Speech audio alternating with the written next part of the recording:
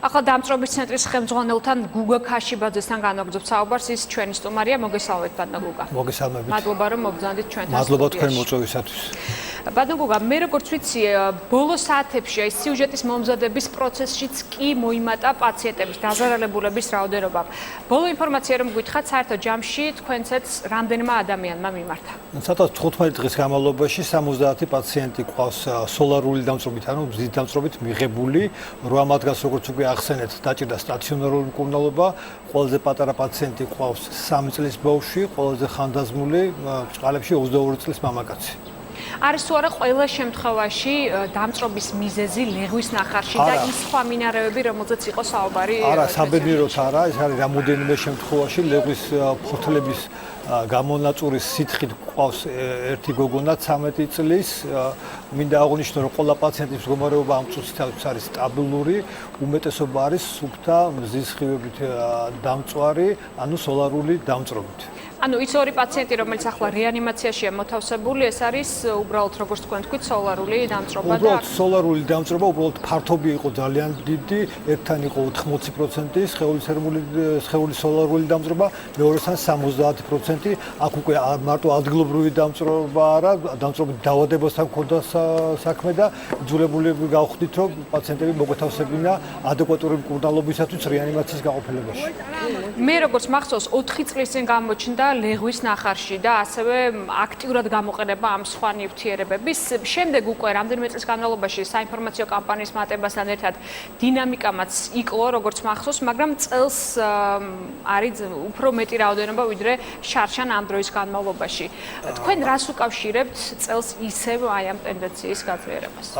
ვერ გეტყვით, იცით, ქართველების ფანტაზია საზღვარი არ აქვს, უკვე ძალიან დიდი იმედი მქონდა, რომ წელს მაინც ამაზე კომენტარის გაკეთება არ მომიწევდა და წელს მაინც არ გვექნებოდა ანალოგიური შემთხვევა. ლეღვის ფოთლების ნახარშის წასმა არ არის აუცილებელი მზეზე გავიდეთ, მთვარის შუქზეც კი ქიმიურ დამწრობას იწვევს და სამწუხაროდ ლეღვის ფოთლების ნახარშის წასმა და ჩვენთან ვიზიტი ეს არის ერთი და იგივე, ასევე მინდა დავამატო, რომ გავაფრთხილოთ ჩვენი მოსახლეობა, რომ განსაკუთრებით ბავშვებში და მოზრდილებს ხანდაზმულ ადამიანებს მოარიდონ 11 საათიდან 5 საათამდე იმ პერიოდში, როცა მზე ზენიტშია, ესეთ პლაჟებზე გასვლა და ხანძრილად მზეზე ყოფნა, იმიტომ რომ გარდა მზის დამწრობისა, ასევე დიდი ალბათობაა მივიღოთ სხეულის გადახურება და მზის დაკვრა და ყველაფერი ამას მოსდევს ჯანმრთელობის საკმაოდ სერიოზული დაზიანება და ვიზიტი დამწრობის ცენტრში. ბატონო გუგა, წელს განსაკუთრებული გარემო პირობებია თუ ეს ის ზოგადი რეკომენდაციებია, რომელსაც მედიკოსები პერმანენტულად აძლევენ ხოლმე ზაფხულის პერიოდში? იცით, ეს ამას რეკომენდაციასაც ეს ნებისმიერმა ადამიანმა, ნებისმიერმა მოქალაქემ, ნებისმიერმა მშობელმა უნდა იცოდეს, რომ 11-დან 5 საათამდე მზის გულზე მით უმეტეს დამცავი კრემის გარეშე გასვლა, ხო? ძალიან სახიფათოა. ეს არ არის, თქვა 5 წუთით გავიდა, მცირე დოზით რუჯი მიიღო და ამოვიდა. ანუ მოსახლეობა ცდილობს ერთ დღეში მიიღოს 2 კვირის რუჯი. ბუნებას ვერ მოერევებ. კანსაც გარკვეული დოზით შეუძლია ჩვენი დაცვა ულტრაისფერის სხივებისაგან. მე უკვე ზიანდება, ამაზეა საუბარი.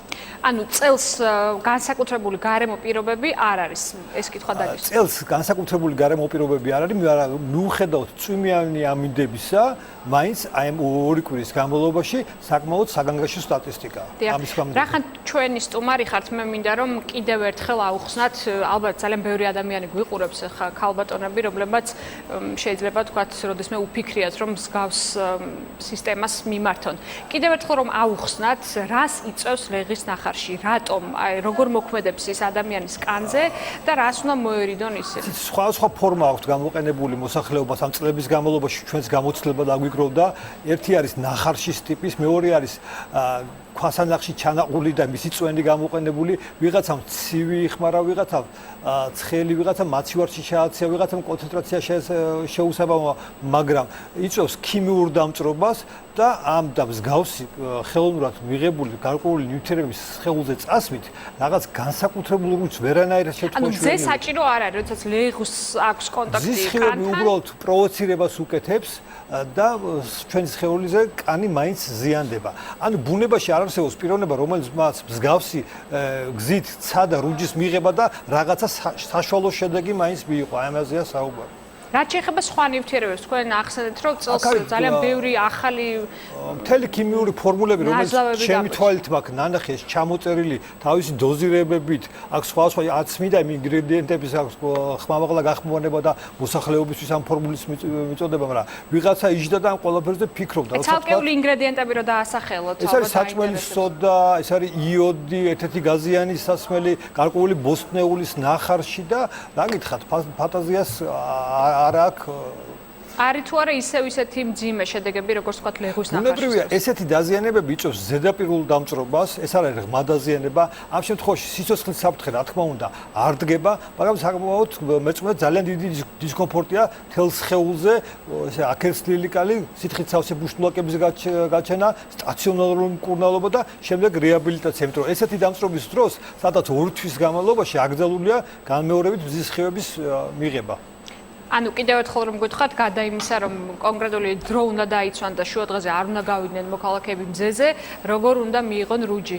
ანუ მზის სხივები არის აუცილებელი, მაგრამ 11-5 საათამდე გამოსხივებული ულტრაისფერი სხივები უკვე მავნი არის ჩვენი ორგანიზმისთვის. ძალიან მარტივი ტესტია, როცა ჩვენი ჩრდილი არის ძალიან გრძელი, ამ შემთხვევაში მზის სხივები არის უსაფრთხო, მაგრამ როცა ჩრდილი მოკლდება და უკვე საერთოდ აღარ ჩანს, ხო, იმ შემთხვევაში ჩავთვალოთ, რომ ჩვენი კანი იწვება. ამიტომ აუცილებელია თუ მაინდა-მაინც გვინდა ამ პერიოდში გასვლა, ჯობია გამოვიყენოთ მზის სხივებისგან დამცავი კრემები, რომელიც საშუალებას მოგცემს მივიღოთ თანაბარი სპორტული ჯანსაღი რუჯი. თუ მაინდა-მაინც რუჯის მოყვარულები ვართ.